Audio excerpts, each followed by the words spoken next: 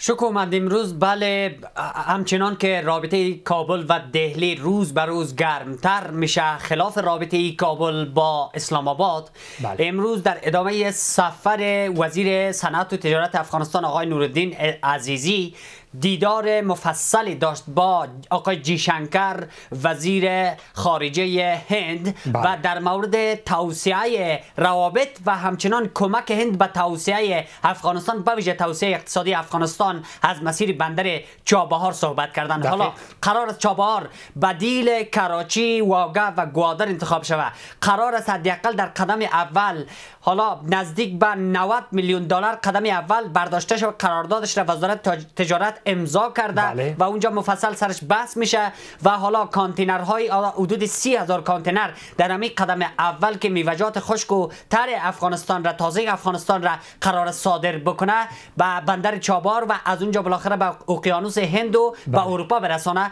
همچنان از مسیرهای دیگر هم در حال بدیلجویی هست دستگاه اقتصادی امارات و بیشک این اولا که خشم پاکستان را برانگیخته. اولا پاکستان هیچ گاهی دوست نداشت که افغانستان در کنارش باشه، در صورتی که با استقلالیت بتونه با رقیب پاکستان در منطقه و دشمن پاکستان در منطقه که هند است رابطه عادی داشته باشه. حالا که رابطه